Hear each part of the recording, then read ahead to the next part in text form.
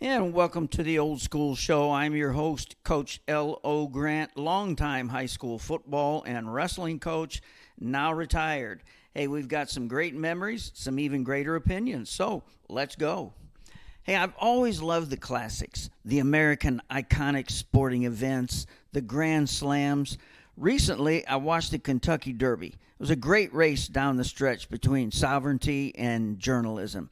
Now, I'm not a horse racing guy, but I love the Derby and the Triple Crown. You know, seeing if a horse can do it, win all three. The first horse I watched win the Triple Crown was Secretariat back in 1973. Man, what a horse. He set a record in all three of the Triple Crown races. Phenomenal. It was exciting.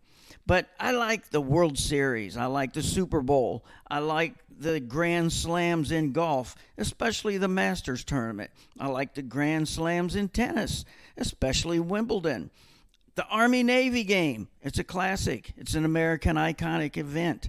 The Indy 500. Just a lot of memories from all of those kind of events. Now, right now, the NBA playoffs are on, and I watch the scores and a little bit of the highlights, but I'm not a really big NBA guy. I pay attention a little bit. But for the first time, I heard the term non-paint twos.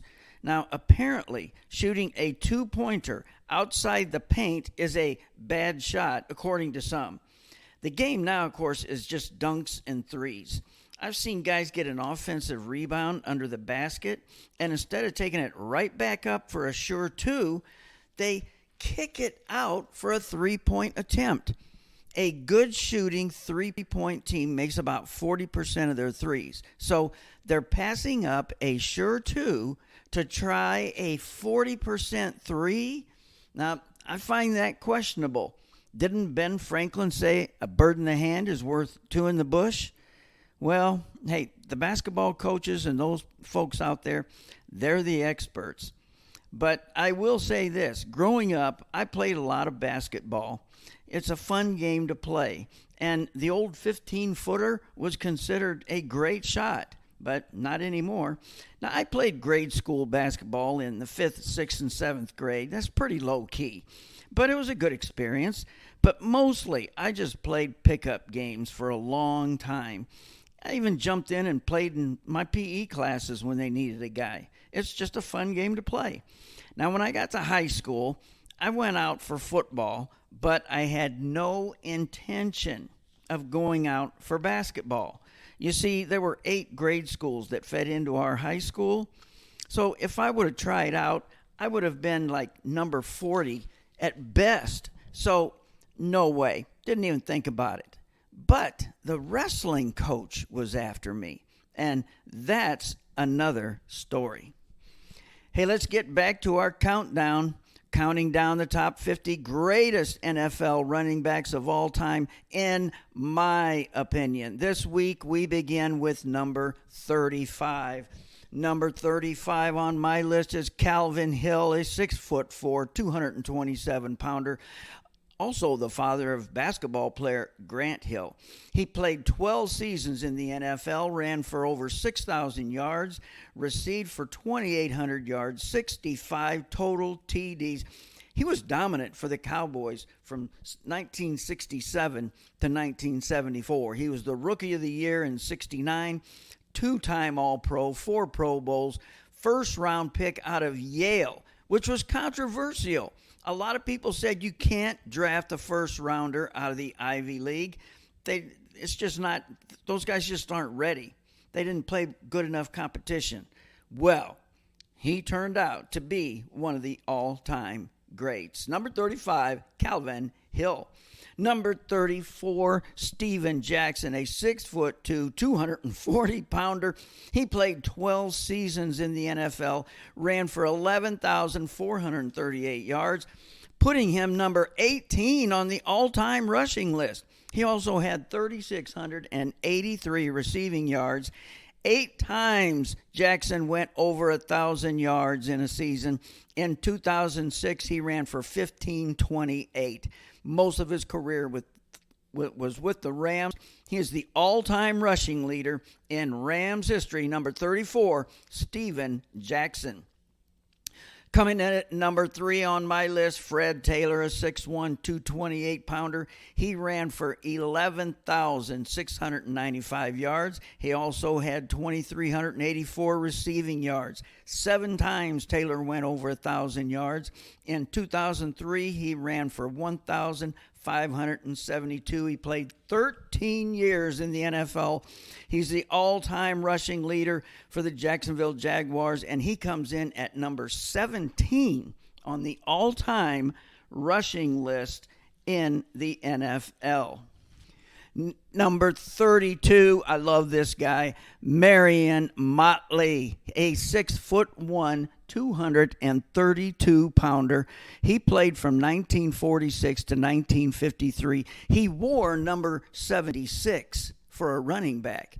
Now, he was as big as most linemen back in those days, so he looked like a fast-pulling guard when he got the ball. He could hit the trap up the middle like a locomotive. He was one of the very first African Americans in the NFL, and to me, he deserves as much credit as Jackie Robinson got for breaking the color barrier in Major League Baseball. Marion Motley did it in football, and you don't hear much about that. But Motley ran for 4,720 yards, received for 1,000, and his 5.7 yards per carry is still a record in the NFL. He made the 1940s all-decade team. He's an all-time two-way team player because he was also an outstanding linebacker. As a matter of fact, I watched some of his highlights. I saw him make a play at outside linebacker. He shed 2 blockers, made the tackle. It was textbook. I mean, if you're a coach and you watch it, it's exactly the way you teach a linebacker to play. He was elected to the Hall of Fame in 1968. 1994, named to the NFL All-Anniversary Team. He is ranked number 74 on the all-time NFL greatest players of all time. He said, I like this quote, he said, "I did what I had to do, and I did it right." Marion Motley, one of my all-time favorites. Number 31, Herschel Walker, a 6'1", 225-pounder, played 15 years in the pro. His first 4 years were in the USFL. He was the USFL MVP in 1985, and he ran for 1,500 yards in 83 and 85. 1985, he got the rushing title and was named the MVP of the USFL. In the NFL, he ran for 1,514 in 1988. He ran a total of 8,200 rushing, 4,800 receiving yards, 5,084 in kickoff returns for 18,168 all-purpose yards in the NFL. Both leagues combined, he had 25,000 all-purpose yards, which would make him the all-time pro running back in that category. Wow, what a career Herschel had.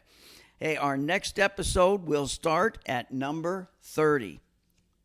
Hey, relive the glory with us each week. Hit that like button if those memories brought a smile to your face. Subscribe so you don't miss the next step down memory lane. And ring that notification bell to be the first to hear our next show.